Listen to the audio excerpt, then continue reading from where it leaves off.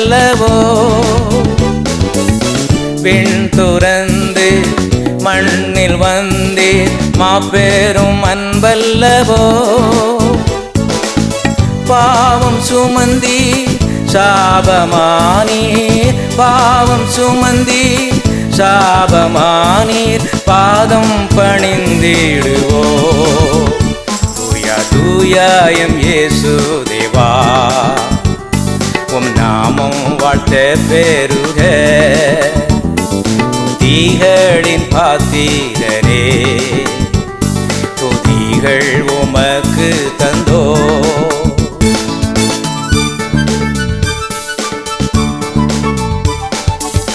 மீண்டும் வருவே மண்ணில் நேர்ப்பீர், மார்போடனை தீடுவி. மீண்டும் வருவே மண்ணில் நேர்ப்பீர், மார்போடனை தீடுவி. மங்க வாழ்வை எமக்கு தருவீர், மங்க வாழ்வை எமக்கு தருவீர், மன்னா தொழுதிடுவோ. தூயா தூயாயம் இயேசு தேவா, உம் நாமம் வாழ்த்த பெருக. துதிகளின் பாத்திரரே, துதிகள் உமக்கு தந்தோ.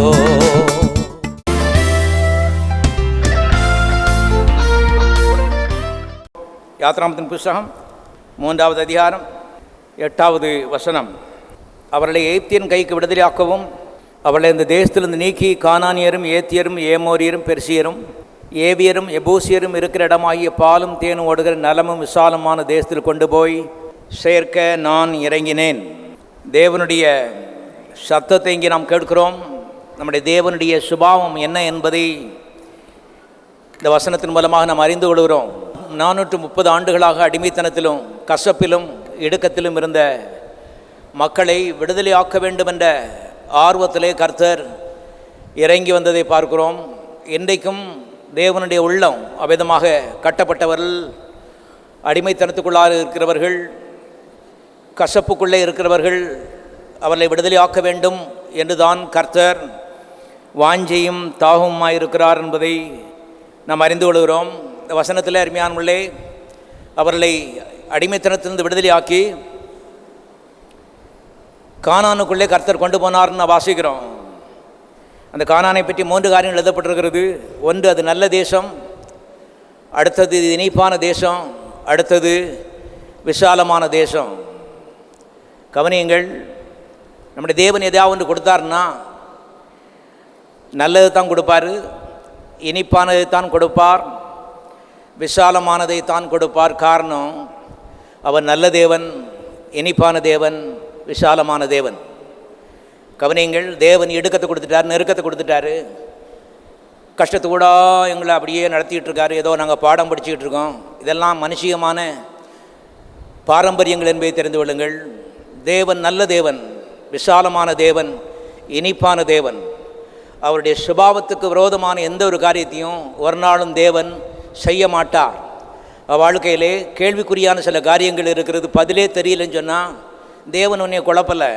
தேவன் நல்ல தேவன். தேவன் கொடுத்தாருன்னா இனிப்பான தான் நினைச்சுவார், கொடுப்பார், விசாலமான தான் கொடுப்பார், நல்லது தான் கொடுப்பார்.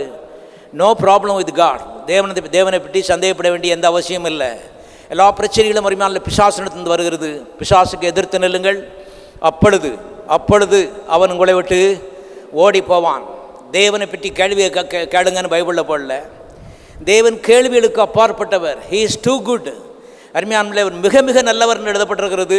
ஆகவே வாழ்க்கையில் பிரச்சனைகளுக்கு தேவனுக்கும் சம்பந்தமில்லை என்பதை மனதில் நீங்கள் இருத்தி கொள்ளுங்கள். அங்கேருந்தான் ஜபத்தை ஆரம்பிக்கணும்.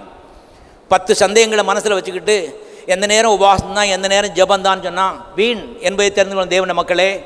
ஆகவே உள்ளே என்ன பயித்திருக்கிறோமோ அதுதான் நம்முடைய வாழ்க்கையில் பலிக்கும். ஆகவே எல்லாரும் சொல்லுவோம், என்னுடைய கிறிஸ்தவ ஜீவியம் நல்ல தேசம், அது இனிப்பான தேசம், அது விசாலமான தேசம். காரணம், நான் ஆராதிக்கிற என் தேவன் அவர் நல்லவர், அவர் இனிப்பானவர், அவர் விசாலமானவர். எல்லாரும் கரந்து சோதரிப்போம்.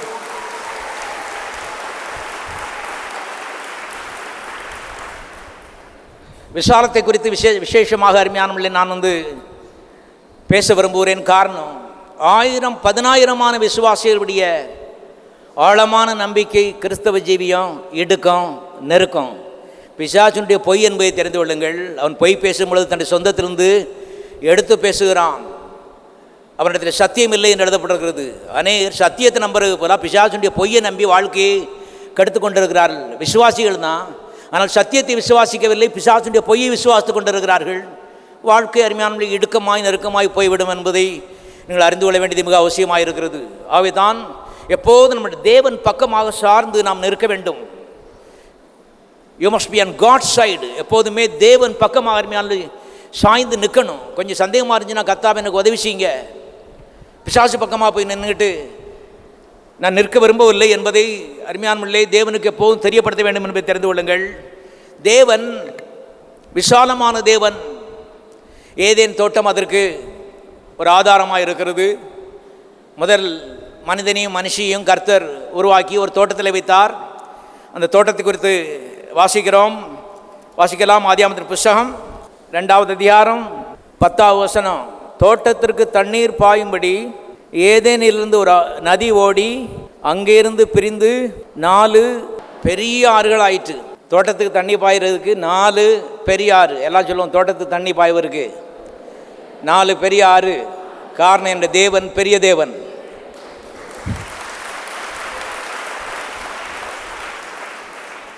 எந்த முதலாளி பாருங்கள் தோட்டத்துக்கு தண்ணி பாய்கிறதுக்கு 4 ஆறை உண்டாக்க போகிறாரு உலகத்தில்? சொல்லுங்கள், இந்த உலகத்தில் பிறந்த எந்த மனிதனை விதமாக செய்ய முடியும்? நம்முடைய தேவன் யாரை காட்டிலும் விசாலமானவர் என்பதை மனதில் நிறுத்த வேண்டியது மிக மிக அவசியமாக இருக்கிறது. இதை பொறுத்து தான் உங்களுடைய எதிர்கால விசாலம் அமையும் என்பதை தெரிந்து கொள்ளுங்கள். அருமையானதாகவே கவனியுங்கள். ஏதேன் தோட்டம் என்பது ஏதோ 3 சென்ட் இடம் கிடையாது. 4 பெரிய தேசங்கள் சேர்ந்தது தான் ஏதேன் தோட்டம். இருந்தது 2 பேர். தேவன் அவர்களுக்கு கொடுத்தது 4 தேசங்கள் அடங்கிய ஒரு தோட்டம். ஒவ்வொரு ஆறும் ஒவ்வொரு தேசத்திலே ஓடினது என்பதை நான் காண்பிக்க விரும்புகின்றேன். 11வது வசனம். முதலாம் ஆற்றுக்கு பைசோன் என்று பெயர். அது ஆவிலா தேசம் முழுமையும் சுற்றி ஓடும். ஆவிலான்னு சொன்னால் எகிப்துன்னு அர்த்தம். ஆகவே முதலாவது ஆறு எகிப்து தேசத்தில் ஓடினது. 13வது வசனம். 2ஆம் ஆற்றுக்கு கீகோன் என்று பெயர். அது எத்தியோப்பியா தேசம் முழுவதையும் சுற்றி என்ன செய்யும்? ஓடும். முதலாவது ஆறு எகிப்து தேசத்தில் ஓடுகிறது. 2வது ஆறு எத்தியோப்பியா தேசம். இப்போ 14வது வசனம். 3ஆம் ஆற்றுக்கு இதக்கேல் என்று பெயர். அது அசீரியாவுக்கு கிழக்கே ஓடும், சிரியா. 4ஆம் ஆற்றுக்கு ஐப்ராத்து என்று பெயர். ஐப்ராத்து என்றால் ஈப்ரட்டிஸ் என்று ஆங்கிலத்தில் சொல்கிறாங்க. அது ஈராக் தேசத்திலே ஓடிக்கொண்டிருக்கிறது இன்றைக்கும். ஆகவே எகிப்து, எத்தியோப்பியா, சிரியா, ஈராக், இந்த 4 தேசங்களும் அடங்கியது தான் ஏதேன் தோட்டம் என்பதை தெரிந்து விடுங்கள். இருந்தது 2 பேர். நம்முடைய தேவன் அருமையானவர்களே, நம்முடைய புத்தி கெட்டாத ரீதியிலே ஒரு விசாலமானவர் என்பதை வேதம் போதிக்கிறது. கவனிங்கள், தேவன் எப்படிப்பட்டவர்னு சொல்லி ஏதோ தீர்க்கதரிசிட்டு போய் கேட்கறது இல்லை. தேவன் எப்படிப்பட்டவர்னு புஸ்தகத்தை பார்க்கணும். முழங்கால் படிக்கிட்டு ஆண்டவர் என் கண்ணை திறந்து விடுன்னு சொல்லி கேட்க வேண்டியது மிக அவசியமாக இருக்கிறது. அநேகர் பார்த்தீங்கன்னா பைபிள் உங்களுக்கு முக்கியம் கிடையாது, யாராவது தீர்க்கதரிசிட்டு போய் ஏதாவது கேட்க வேண்டியது. தீர்க்கதரிசி ஏற்கனவே இடுக்கத்துக்குள்ளே இருக்கிறார். வேதத்தை கவனிக்க வேண்டியது மிக அவசியமாக இருக்கிறது. 2 பேருக்கு 4 பெரிய தேசம், 4 பெரிய ஆறுகள். தேவன் அதுதான் சரி என்று கண்டார். அவர் அவ்வளவு விசாலமானவர். மனிதனுடைய வாழ்க்கை அவ்வளவு விசாலமாக இருக்க வேண்டும் என்று தேவன் அன்றும் இன்றும் என்றும் விரும்புகிறார். காரணம், நான் கர்த்தர், நான் மாறாதவர். அன்றைக்கு ஆதியாகமத்தில் என்ன பார்க்குறோமோ அதே தேவன் தான் இன்றைக்கும் அவர் இருக்கிறார். மனுஷன் இடையில விழுந்துட்டான். அவனுடைய வாழ்க்கையில் பல விரும்பத்தகாத சம்பவங்கள் நடந்து விட்டது. ஆனால் தேவன் மாறாமல் தான் இருக்கிறாரு. உன்னுடைய வாழ்க்கையை பற்றி திட்டங்களும் இருக்கிற 2 பேருக்கு 4 பெரிய தேசங்களை கொடுக்கறது தான் தேவனுடைய திட்டம். இன்றைக்கி புதுசாக ஒன்று அவர் கண்டுபிடிக்கல. அவர் அப்படிப்பட்ட ஆள் தான். மனதில் இருத்துவீர்களானால் குடும்பத்தினுடைய எல்கை விசாலமாகும், தொழிலினுடைய எல்கை விசாலமாகும், ஊழியத்தினுடைய எல்கை விசாலமாகும். மனதுக்குள்ள அருமையான இடுக்கத்தையும் நெருக்கத்தையும் நாம் அடைச்சி வச்சுக்கிட்டு அதுக்கப்புறம் என் ஊழியம் ஒன்று ரொம்ப விசாலமாகலையேன்னு சொன்னால் ஆகாது. ஏன்னா உள்ளே என்ன இருக்கிறதோ அருமையான அதுதான் வெளியே நடக்கும் என்பதை தெரிந்து கொள்ளுங்கள். ஆகவே தான் வேதம் சொல்கிறது, பிரியமானவனே உன் ஆத்துமா வாடுகிறது போல நீ வாழ்ந்து சுகமாயிருக்க நான் விரும்புகிறேன். உன்னுடைய மனதில் எண்ணங்கள் உள்ள நீ இருத்தி வைத்திருக்கிற ஆழமான சில காரியங்கள் உள்ள வேறு விட்டு இருக்கிற சில நம்பிக்கைகள், அதை பொறுத்து அவனுடைய எதிர்காலம் வெளியே இருக்கும். வெறும் ஜெபம் உபவாசத்தை பொறுத்து இல்லை. அருமையான கவனியுங்கள். ஆகவே தான் இந்த வேதத்தை வைத்து தேவன் விசாலமானவர் என்ற எண்ணத்தை உள்ளே இருத்துவோமானால் அருமையான வெளியே அது பலிக்கும் என்பதை தெரிந்து கொள்ளுங்கள். ஆகவே நம்முடைய தேவன் விசாலத்தின் தேவன். ஆதாமி ஏவாளையும் அவ்விதமாகத்தான் அவர் உருவாக்கினார், நடத்தினார். முழு மனுவர்க்கமும் விசாலமாக இருப்பது தான் தேவனுடைய திட்டம். ஆனால் பிசாசுக்கு ஆதாம் இடம் கொடுத்தபடினாலே விசாலம் நெருக்கமாக மாறிவிட்டது, விசாலம் இடுக்கமாக மாறிவிட்டது. அதுக்கப்புறம் ஆதாமுடைய சந்ததியை பார்க்கும் பொழுது இந்த இடுக்கம் அதிகரித்து இன்றைக்கி எங்கே பார்த்தாலும் இடுக்கம், நெருக்கம், இடமில்லை. எங்கே பார்த்தாலும் பாருங்கள், ஒரே நெருக்கத்திலே மக்கள் வாழ்ந்து கொண்டிருக்கிறார்கள். மனதில் நெருக்கம், சரீரத்தில் நெருக்கம், கையின் பிரயாசங்களில் நெருக்கம், குடும்ப உறவிலே நெருக்கம், எல்லாவற்றிலும் நெருக்கம். இதுதான் இந்த உலகத்தில் இன்றைக்கு நாம் பார்க்கிற ஒரு காட்சி. இது தேவனுடைய ஒரிஜினல் திட்டம் கிடையாது என்பதை தெரிந்து கொள்ளுங்கள். மனிதன் பிசாசுக்கு இடம் கொடுத்தபடினாலே வந்த விளைவு.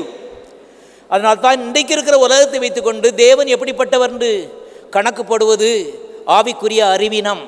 மறுபடியும் சொல்கிறேன், இன்றைக்கு இருக்கிற உலகத்தை இப்படியே பார்த்துட்டு தேவன் அன்புள்ளவரா இல்லையா என்று கணக்கு போடுவது ஆவிக்குரிய அறிவீனம். தேவன் எப்படிப்பட்டவர் என்பதை புஸ்தகத்திலிருந்து பார்க்க வேண்டியது மிக மிக அவசியமாக இருக்கிறது. என்றால் இன்றைக்கு இருக்கிற சூழ்நிலைகள் இது இறைவன் உருவாக்கின சூழ்நிலை கிடையாது, மனிதன் வருவித்து கொண்ட ஒரு சூழ்நிலை. பிசாசுக்கு செவி கொடுத்தபடினாலே, அன்மையான மனிதன் பிசாசுக்கு செவி கொடுத்ததுனாலே வந்த விளைவுகளை தான் இன்றைக்கு உலகத்திலே பார்த்து கொண்டிருக்கிறோம். ஆகவே தான் இன்றைக்கு இருக்கிற சூழ்நிலை, யாரோ அவருடைய வாழ்க்கையில் நடக்கிற சில அனுபவங்கள், இதை வைத்து தேவன் எப்படிப்பட்டவர் என்று முடிவுக்கு வராதிருங்கள், தோற்று போவீர்கள். சத்தியவேதத்தை அருமையானவர்களே எண்டாக முழங்கால்னு வாசித்து தேவன் இன்னார் என்று அருமையானவர்களே கண்டுபிடித்து நம்முடைய கிறிஸ்துவ ஜீவித்தை அதன் மேலே கட்ட வேண்டியது மிக மிக அவசியமாக இருக்கிறது. யாருடைய வாழ்க்கையில் என்ன நடந்தாலும் சரிதான், என் தேவன் விசாலமானவர். எப்படி சொல்ல போகிறீங்க? ஆதியாம் அப்படி சொல்லுகிறது, அவர் கர்த்தர் மாறாதவர். ஆமாம், அருமையான கவனிங்கள். அவங்க அக்கா வீட்டில் அப்படி நடந்துச்சான், அவர் ஊழியக்கார வீட்டிலே அப்படி நடந்துருச்சு. எங்கே என்ன நடந்தானியா? தேவன் எப்படிப்பட்டவர்னு ஊழியக்கார வீட்டை வச்சு நிறுத்து பார்க்கறது இல்லை. தேவன் எப்படிப்பட்டவர்னு புஸ்தகத்தை வச்சு என்ன செய்யணும்? பார்க்க வேண்டும் என்பதை தெரிந்து கொள்ளுங்கள். கவனிங்கள் அருமையான மக்களே, மற்றவருடைய அனுபவத்தை பார்த்து அதிலே கிறிஸ்தவ வாழ்க்கையை கட்டுகிறவர்கள் தோற்று போனார்கள். கிறிஸ்தவ ஜீவியம் மனிதனுடைய அனுபவத்தின் மேலே கட்டப்படுகிறது இல்லை. கிறிஸ்தவ ஜீவியம் தேவனுடைய மாறாமை, அவருடைய விசாலம், அவருடைய நன்மை, அவருடைய இனிப்பான ஒரு சுபாவம் இதன் மேலே கட்டப்படுகிறது. அதற்கு மரியாதை கொடுத்து, இதுதான் சரி ஆண்டவரே, என் தேவன் உலகத்தில் என்ன நடந்தாலும் சரி, என் தேவன் இனிப்பானவர் தான், நல்லவர் தான், விசாலமானவர் தான் என்று அருமையானே அங்கீகரிக்கிற வாழ்க்கையிலே நன்மையும் விசாலமும் இனிப்பும் அது பலிதமாகும் என்று கர்த்தருடைய ஆவியானவர் சொல்கிறார். கவனியங்களாகவே கடவுள் பெரியவர், அவர் பார்த்து என்ன வேணாலும் செய்வார். அப்படி பைபிளில் போடல. உனக்கு இதில் ஒரு பங்கு இருக்கிறது. நீ வாசலை திறந்து கொடுத்தா தேவன் ஆசீர்வாதத்தை வாசல் வழியாக உன் வாழ்க்கையில் நினைச்சுவார், கொட்டுவார். கொண்டி உன் கையில் தான் இருக்குது. அதுதான் விசுவாசங்கிறது. கவனியுங்கள், அறிவு தேவனுக்கு கொடுத்த ஒரு அறிவு. ஆகவே சரியான ஒரு அறிவை நாம் உள்ளே சேமித்து வைப்பது மிக மிக அவசியமாக இருக்கிறது. பாருங்கள், மனிதன் விழுந்து போனபடினாலே இன்றைக்கு நெருக்கமான ஒரு உலகத்தில் வாழ்ந்து கொண்டிருக்கிறோம். ஆனால் தேவன் மனிதனை நெருக்கத்திற்கென்று உருவாக்கவில்லை. ஆகவே மனிதனை இந்த நெருக்கத்திலிருந்து விடுதலையாக்கி ஒரிஜினலாக ஏதேனும் தோட்டத்தில் எந்த விசாலத்தை அவனுக்கு வைத்திருந்தாரோ அந்த விசாலத்தை அவனுக்கு கொடுக்கும்படியாக இயேசுங்கிற பேரில் இந்த புலவத்துக்கு வந்தார். வந்து என்ன செய்தார் என்பதை ஏசியா 53:7 வாசிப்போம். அவர் நெருக்கப்பட்டும் ஒடுக்கப்பட்டும் இருந்தார், ஆனாலும் தம்முடைய வாயை அவர் திறக்கவில்லை. அடிக்கப்படும்படி கொண்டு போகப்படுகிற ஒரு ஆட்டுக்குட்டியை போலவும், தன்னை மயிர் கத்திரிக்கு முன்பாக சத்தமிடாதிருக்கிற ஆட்டை போலவும் அவர் தம்முடைய வாயை திறவாதிருந்தார். இங்கே பாருங்க அருமையானவர்களே, நெருக்கப்படுகிற மனுக்குலத்தை மீட்டெடுத்து மறுபடியும் விசாலத்தை அவனுக்கு கொடுக்கும்படி